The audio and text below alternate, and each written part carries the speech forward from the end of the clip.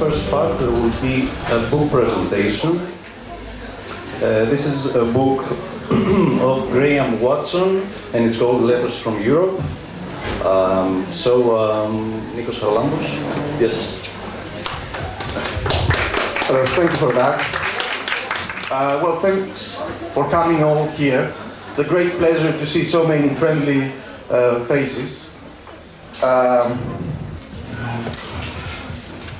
Now, I know it must look strange to make the presentation of a Greek translation of the book in English, but as Antonis said, we were attempting to live stream this event, but we're recording it anyway, but we had some problems with the internet.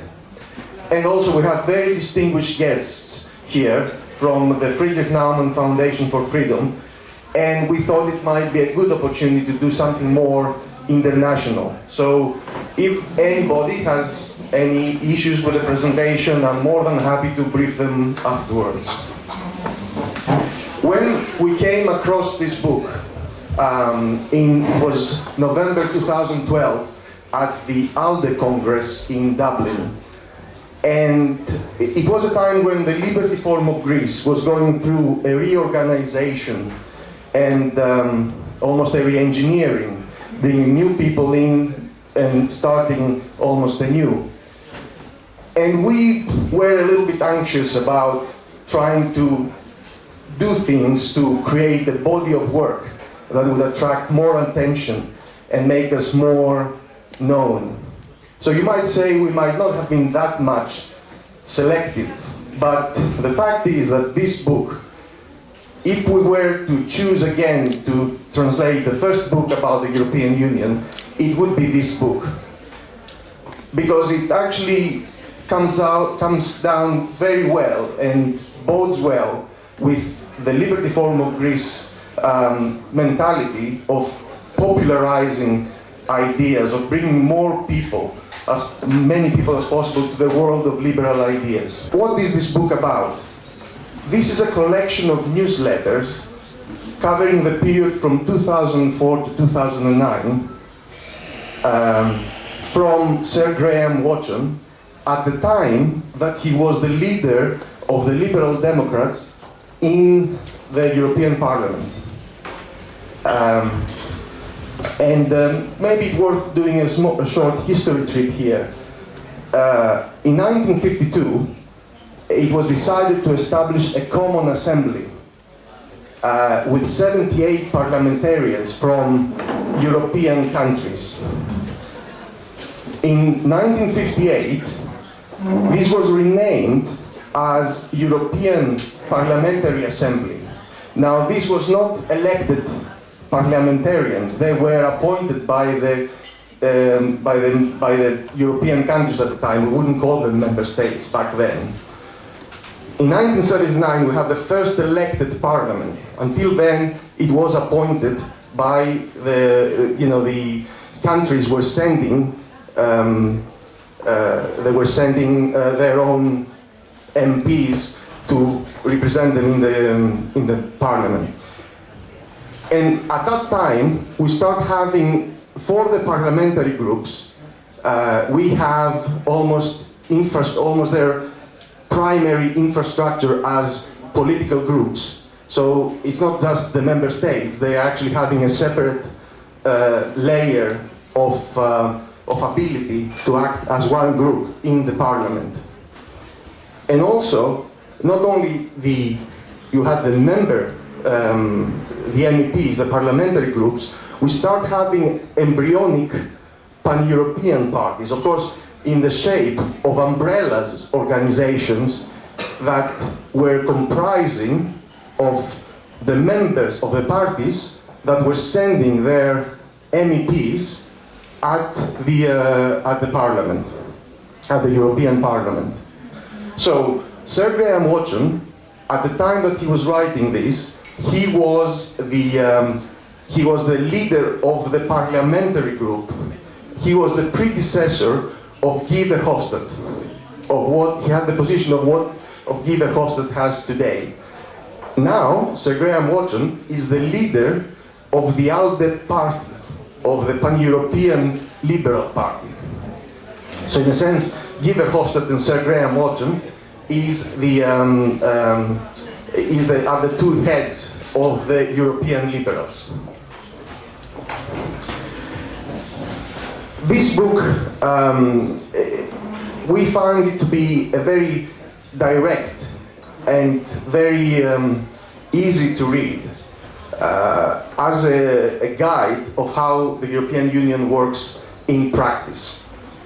And this is what attracted me as well to translate this book. I mean, one could have written a technical manual, one could have written a guide of how the European Union works, but this was what a member of Parliament, of the European Parliament, does in his everyday activities, who also happens to be the leader of a political group. So, as I said, it came to be for us something that we wanted to introduce the way that the European Union works in this way. And we thought that launching it now would be a good thing to read before the European election, so that you have an idea of what the MEPs do, the members of the European Parliament. During the time that Sir Graham Watson was the leader of the ALDE managed to become the third force in the European Parliament. And it was also the time when he broke the 100 MEPs barrier. So the ALDE came to have more than 100 MEPs. Not much more, but more still. And it was obviously this psychological barrier that the European liberals were something to reckon with. Until then, there was a domination of either the socialists or the conservatives, the Christian Democrats. And it's very interesting to see in his strategy how he managed to do that. Now, Sir Graham Watson is what we would call, with our Greek standards, a social liberal. In the book, he makes references to Popper and Amartya Sen and Keynes as well. But his approach was this, that any MEP, any party that was away from the extremes and was not self-defining as a socialist or a social liberal or a Christian Democrat or a conservative, was potentially a part of what he would call the liberal Democrat family. So in this way, he kind of almost absorbed the center without ever renouncing his liberal identity. He never said that, I don't have to say I'm a liberal. He was a liberal, but at the same time, he was almost recognizing liberalism in many, many shapes. And that brought all the liberal and the center around. And of course, as I said, when he reached that point of being the third force in the third group in terms of number of MEPs in the parliament, he was able to sway votes according to his liberal agenda. So he would either vote with the Social Democrats or he would vote with the Conservatives and manage to advance liberal proposals this way.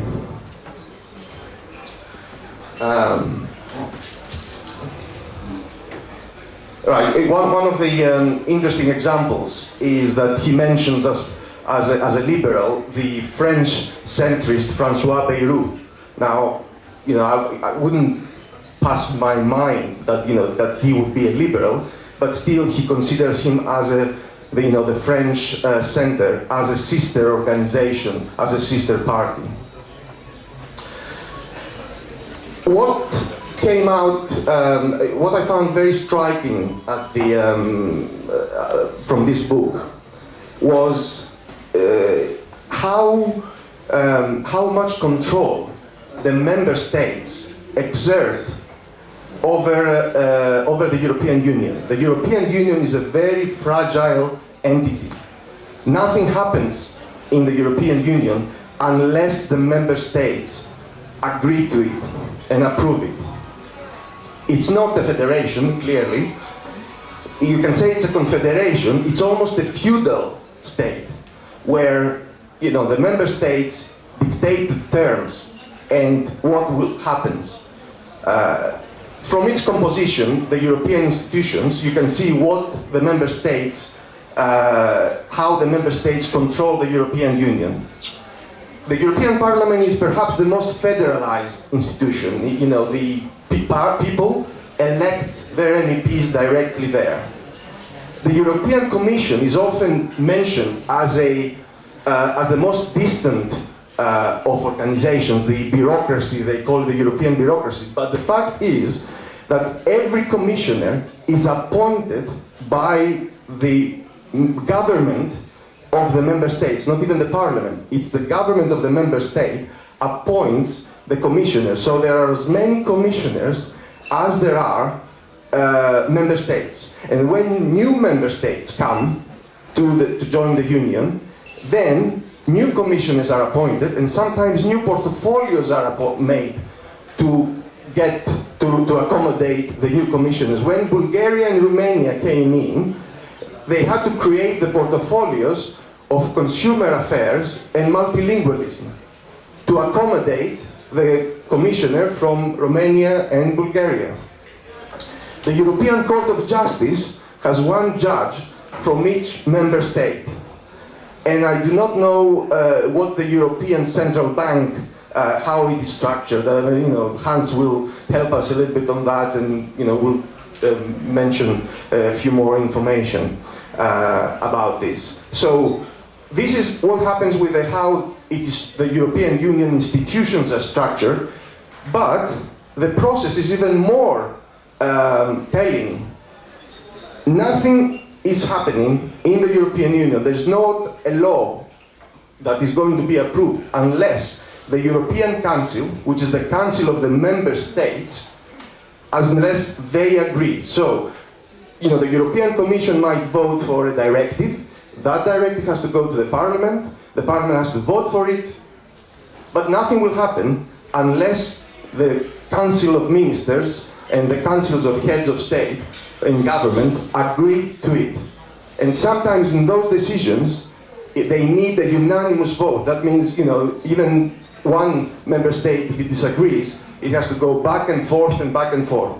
This book is actually quite a story that of how slow things work. Not for any particular reason, but other than the fact that the member states have the last say. And to make it more, I suppose, representative of what I'm saying, imagine the 50 governors of the United States to appoint the president and appoint each one a member of the president's cabinet. It's a little bit like that. Or imagine imagine that the chancellorship of Germany rotates every 6 months or a year on each London premier. Don't know how they're called. So this was, I think quite an eye-opener, and it comes across in the book in a very distinct way. And this brings us to this matter of ideology. It would surprise me if any person of any ideological conviction, left, right, or liberal, would be happy with the European Union. And that is because the European Union does not have a predominant ideology. You may say that it favors democracy, you may say it favors the market economy, but not much, welfare state, but not much. There is nothing ideological about the European Union. And this is why people, both from it's not only the right that has a significant bloc that says abolish the European Union. There is also a significant bloc in the left, and there are some libertarians who say that the European Union, is not working. Let's abolish it. Let's do away with it. The only thing I can say with that, and I think Sir Graham Watson is fighting very hard for this, is that decisions are made by those who show up. decisions are made by those who fight for them. Yes, sometimes the socialists are going to claim a victory over something, and that will upset the conservatives. Sometimes the conservatives and the socialists will come together and will vote a protectionist measure, and that will upset the liberals. And then in the end, no one is happy. But, I am saddened by the fact that so many bright minds of the liberty movement are withdrawn from this fight, almost resigned, because a bureaucrat there or a bureaucrat somewhere else says this or that or the other. I mean, if liberals want the Europe of 4 freedoms, the European Union of 4 freedoms, and protection of individual rights, this is not a lost or won battle. This is a battle to be fought. I want now to move to a few practical points about the translation as I kind of am wrapping up. Sir Graham Watson has studied languages, and he has also worked in a bank, and he has traveled a lot. He speaks 4 European languages. I think French and German are 2 of them. I suspect Italian is another one. And he writes in a very literary way. So he tends to have long sentences. He tends to have idioms and expressions. And he tends also to switch, because it's a newsletter, he tends to switch from formal to informal language.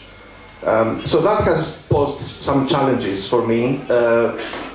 Sometimes you want to make sure that you bring the equivalent Greek expression. Sometimes you think that you might transfer the actual expression from English to Greek, because it might end up being an enriching element on the language.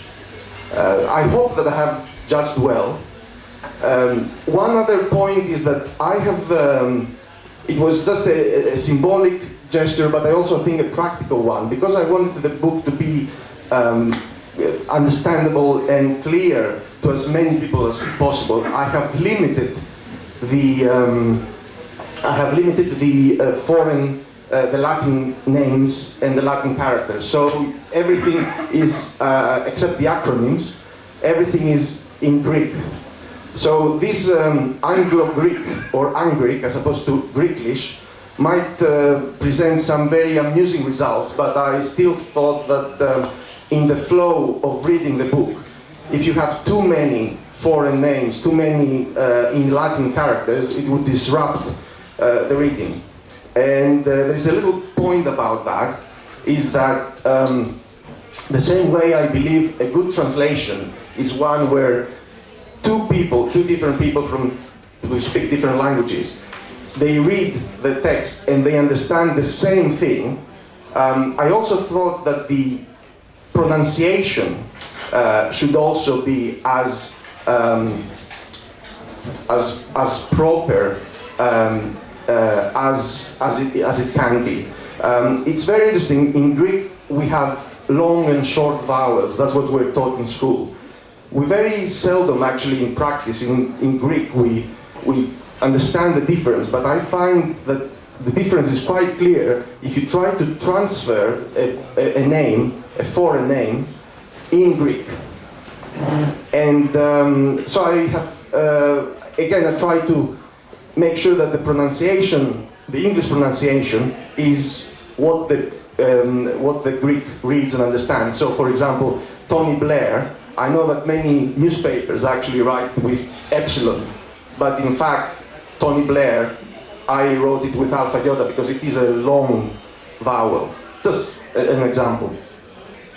So this is all for me. I'm wrapping up now. This book here, this original with the inscription of Sir Graham Watson, battered from countless journeys in the London Underground, the London buses. I'm surprised that it survived. I thought that it would just, disappear at some point, wouldn't come up. But it will be at the Liberal Library of ours. So if you borrow it to read it in English as well, please, treat it very, very, very carefully. The work is not going to finish on this book. We are going to keep working for an electronic version for your tablets and your iPhones and your iPads, where we want to make what we would call an augmented version. So every name or every paper or every landmark or every village or location, you will be able to have a link and then go there and find more about this book. So we try to keep the price as much down as possible, and I hope you enjoy it and you find it useful, and you know, just enjoy it really. Thank you.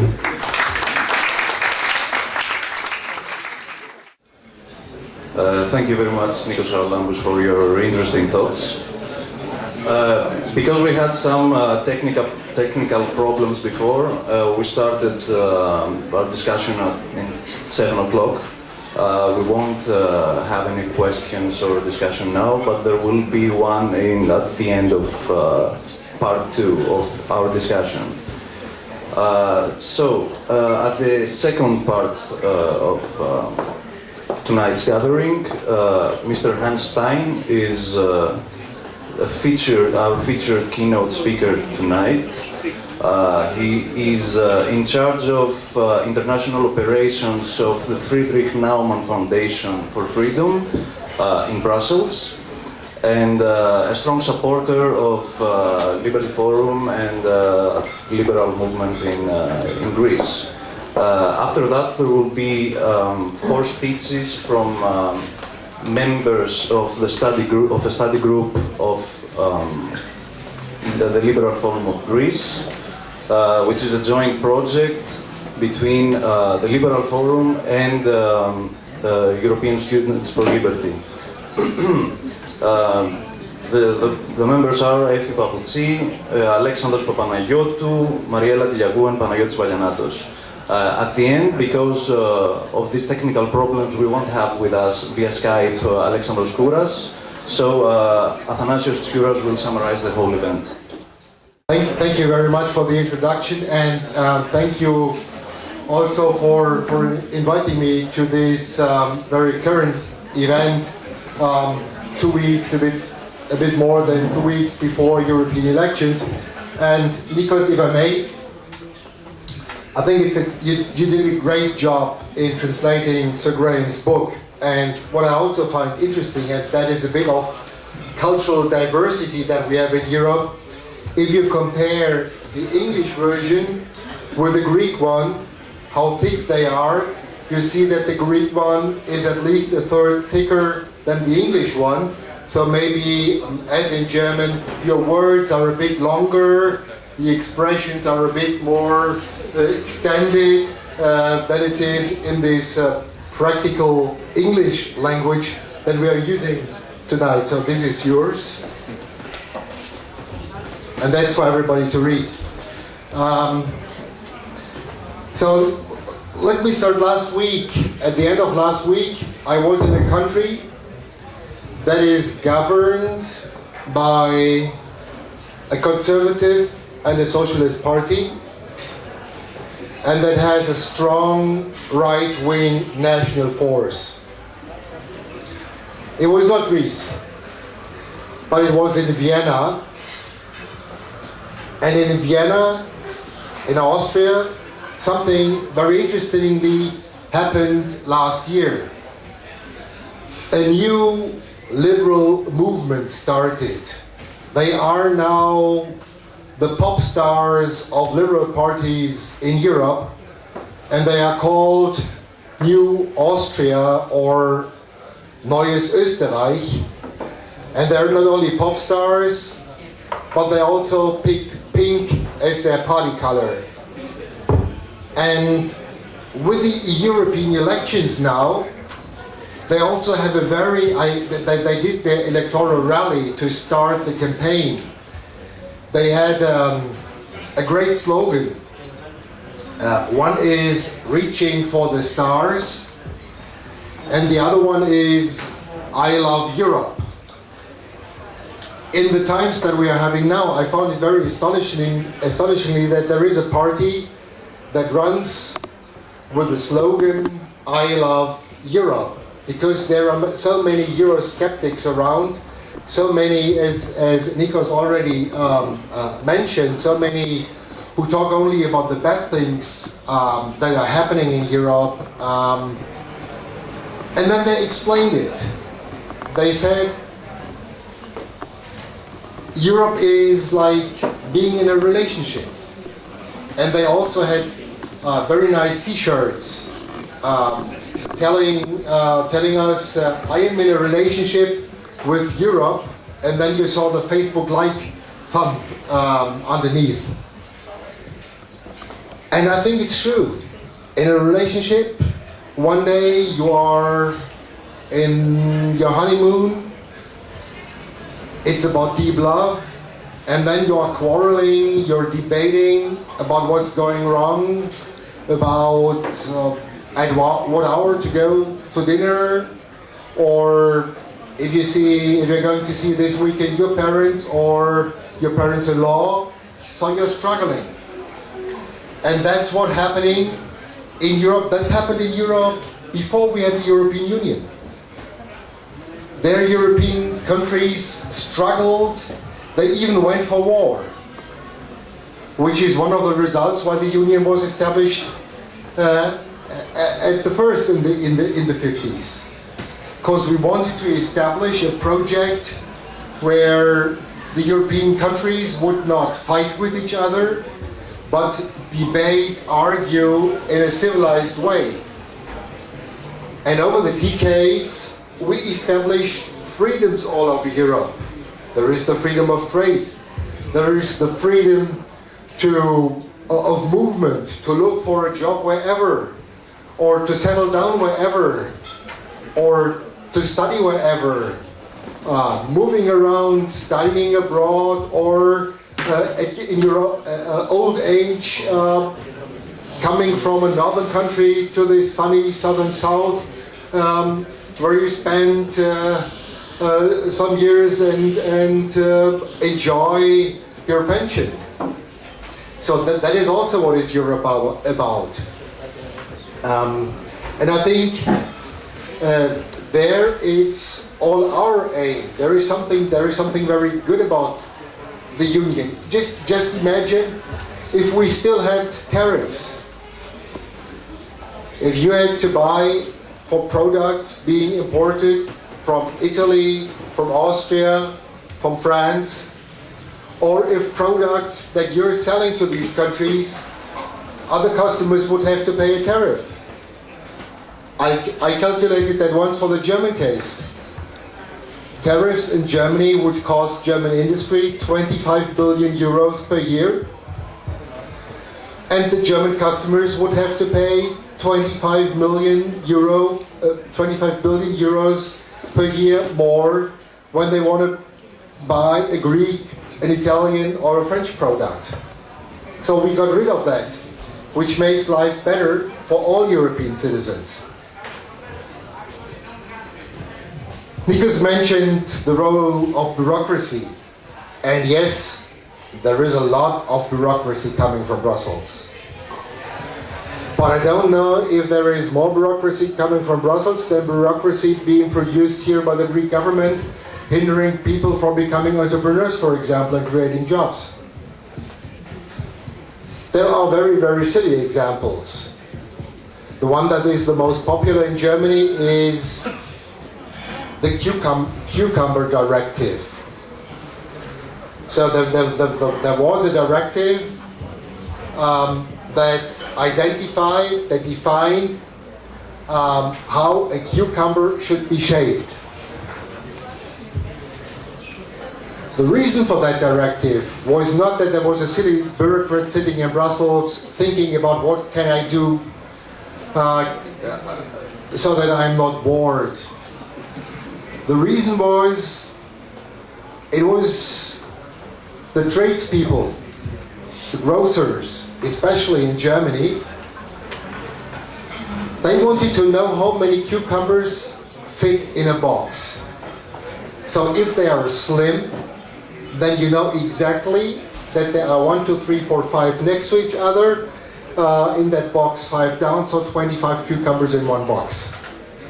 That's why the German government, first these grocers, they lobbied the German government, and then the German government lobbied the Commission and the other member states to implement this cucumber directive. Then we had it all over Europe. And then the European Commission more and more got fed up with all these politicians in our countries, blaming the Commission for too much bureaucracy, and it was a commissioner, a Danish commissioner, who wanted to get rid of that directive. And then what happened?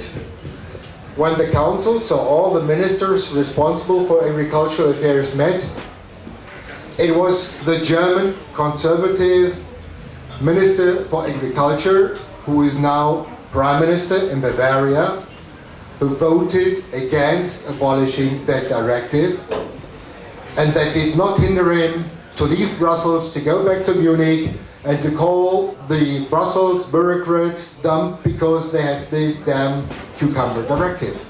That's happening every day. We have now these new light bulbs. To give you another example, we got rid of these nice light bulbs having giving this warm light. It had to get these energy sensitive light bulbs. And the reason for that, it was the German Chancellor Angela Merkel, when she was rotating president of the European Union. And she wanted to be remembered as the Chancellor who is who's fighting against climate change.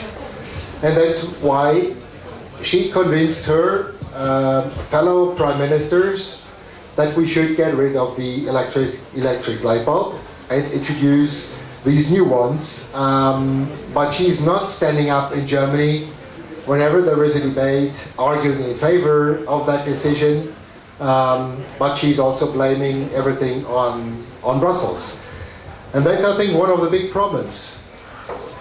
That a lot of politicians don't tell the people what actually is happening. Nikos explained how all these institutions are working together. And by that, people get more and more frustrated. And we do not focus, we do not concentrate on what is truly important. And I think there are very many good things that are truly important. That there are no frontiers any longer.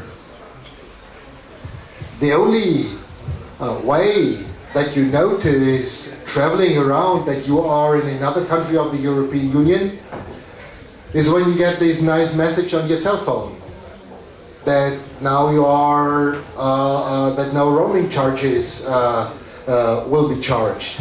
And that's how you know that you're in a different country. It's not by crossing a border. There is no guy at the border checking your passport. It's that little message on your cell phone that tells you that you're in another country.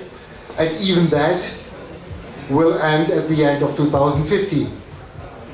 Because it's the current liberal Dutch Commissioner Nelly Kroes who said that with the technological progress that we have, there is no reason for charging roaming charges by the cell phone companies.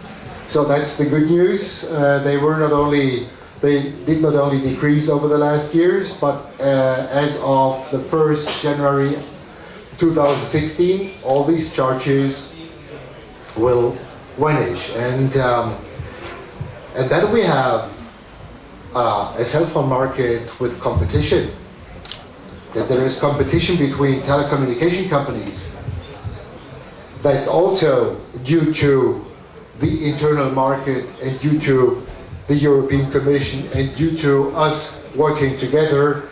And a lot of customers, they appreciate that the European Commission is strong on competition and competition policy. So I think there is a lot of good things that we can campaign on in the upcoming European elections. But we need a strong, and I think a strong, a clear liberal vision for the common European project. That is a project about a liberal market, but it's also about a Europe where we have solidarity, where the different people are closely working together. And that's something that we should all aim for and convince our family, our friends, our neighbors, our colleagues that first in May they should go to the European elections, and then they should vote for those who are in favor of the common project and who are envisioning a common liberal Europe. And to end with my short remarks, last year we at the Naaman Foundation, we thought, how can we communicate in a different way? Without textbooks, but and articles in newspapers, as worthy as they are. So we asked artists all over the world to tell us their story, what they think, what Europe is all about. And as we are here surrounded by books, out came a selection of comics. I was so astonished when I received the first artist, an 11-year-old girl, that told us her story, her vision for Europe. And with the crisis and what's going on happening in Ukraine, she picked up a very, very current topic. It was something about war, or the danger of war and overcoming that war. This 11-year-old girl, unfortunately, didn't make it into the finals, because we had an international jury of experts, artists, and publishers, so she didn't make it, but she got an honorary mentioning. Here is a collection of comics. There is a Dutch guy who is telling us the story of the family building a pool. There is a girl from Indonesia who is inventing the story, or she comes up with the story that, yes, something in Europe got wrong, and that was when Europe met the bull in ancient times. So the wizard of times is trying to change history by separating Europe and the bull. There is a story about the Dutch philosopher Erasmus of Rotterdam, who is writing a treatise on Europe, and when he has finished, he's walking around having a nice beer, as Marcus is having a nice beer, and then he's falling into the sea, and then he's waking up in the stomach of a whale where he's discussing about Europe with a seal. So there is a very interesting collection of stories about Europe.